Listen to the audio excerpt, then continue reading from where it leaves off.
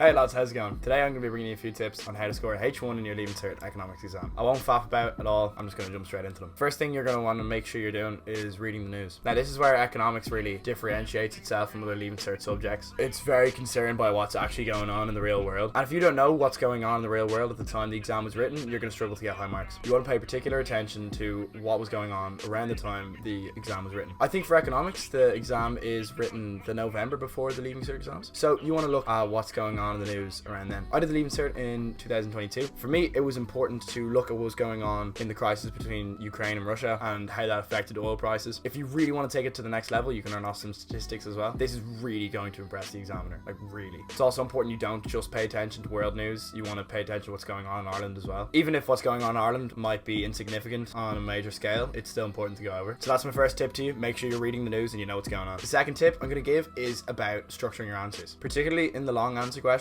you're going to want to identify the cause and effect of what you're discussing. For example, if I was talking about minimum unit pricing in my answer, I'd first define it and explain it. When you're explaining it, you really want to discuss the economic causes of it. For example, minimum unit pricing is going to raise the price of alcohol for consumers, and then you want to slowly start building it up, talking about how it's going to affect the economy on more of a larger scale. So for that, you might write something about how it's raising the price for consumers. In your next point, you might want to talk about how this is going to affect people on the lower incomes more, and then you might want to build it up to explain that this is going to overall reduce consumption of alcohol in Ireland. Also, it is never any harm to discuss the possible negatives of something like minimum unit pricing. Even though it is overall probably a good economic policy, there's no harm in having a little sentence at the bottom of your answer saying, however, there is a risk that minimum unit pricing might cause inflation. This will kind of show the examiner that you can actually think critically and you're not just learning off the book. So that's my second tip anyway, to make sure you are explaining the causes and effects of whatever you're talking about. The third tip is similar enough. It is also what you're going to include in your answer, and that is it can be beneficial to include other aspects of the course in your answer. So you might be talking about something and then later on in your answer you might explain how it causes market failure, or you could be talking about a social issue and you can explain how it might be fixed with government intervention. While something like this mightn't be advised in a subject such as business, it's really good in economics because it's showing the examiner that you have knowledge of the whole course, not just the topic you're discussing in your answer. So yeah, that's my third tip, to make sure you're tying in other aspects of the course in your answer, which can be quite manageable because all the topics in Leaving Cert economics do tie into each other. Anyway, my third tip is about studying. I'm going to tell you my exact study method, and it's very similar to what I talked about in my how to get a H1 in Leaving Cert business video. What I used to do is I used to go on exam revision and I would print out all the questions from the last 3 years topic by topic. Now, if you've seen my Leaving Cert business video, you'll know that in that I said I went through the last 10 years of questions. That is because the Leaving Cert business course has not changed in that time, whereas the economics course changed in 2020. It is not beneficial for you at all to go through older questions. You can look at the mocks and the Leaving Cert exams from 2020, 2021 and 2022. So like I said, I would go on to an exam revision and I would print them all out and do them. And just like in business, I wouldn't actually write out my whole answer. I just include the main points. That's all you need to do while you're studying. And in the exams, I'd fluff out my answers. While I'm on the topic of exam revision, I'd like to say that they kindly sponsor this video. And if you want to learn more about them, you should visit their website, www.examrevision.ie. Exam Revision is a Leaving Cert study platform with so many benefits. First of all, it's so versatile. There's H1 notes, there's videos, there's mind maps, there's every single way you could possibly learn about a topic. They've got it on Exam Revision. Second of all, what's great is it's all at your own pace. Sometimes in school, I find myself kind of zoning out in class, and then what happens then is you've no idea what's going on. Whereas with Exam Revision, you can kind of learn it at your own pace. You can pause the videos, you can stop reading the notes, whatever, and then come back to it when you're ready. And like I said, they also have all the past paper questions on there, which you're able to print out and do. Something I never did, which I kind of wish I did now, is go over all those past paper questions while looking over the H1 notes too, which is something I'd say would have helped me a lot with, say, a subject like English, which I was expecting a better grade in, but I ended up with a H3. Anyway, like I said, if you're interested in learning a bit more about Exam Revision, you can go to their website, or you can join one of their Sunday sessions on YouTube, which is completely free. It is between 11 and 12 for junior cert students and 12 and 1 for Leaving Cert students. This is a great way to meet the teachers and see if Exam Revision is for you. Cost-wise as well, Exam Revision makes so much more sense than getting grinds. Like I said in my business video, I got Spanish grinds for a little bit in 6th year, and it was 50 quid per session and didn't really help that much at all. It was literally just extra classes. Whereas Exam Revision is a fraction of that per month, and you have access to so many more features. There'll be links to their social media and their website in the description, and if you're looking to purchase a membership, you can use the code GAVIN20 at checkout and get 20% off. Anyway, I'll move on to my fifth tip, which is once again about answering the question. For answering any calculation-based question, you always want to use the formula FFS. You might know FFS is standing for something else. In terms of Leaving Cert economics, it stands for formula figure solution. So let's imagine you're trying to find the percentage of a number. What you're going to do is you're going to have your formula here, you're going to have your figures plugged into the formula, and then your solution. If you include all three of these, there's no reason why an examiner cannot give you full marks in that question. It's a little bit tricky, I know, and pretty pointless, but an examiner can genuinely mark you down for not having a formula, which in my opinion is just ridiculous. But look, it is what it is. And on a side note there, a lot of the Leaving Cert is that sometimes you're going to come across stuff, not just in economics and any of your subjects, where it just doesn't make sense, but you just have to get on with it. Anyway, that's my 5th tip, to use the FFS formula.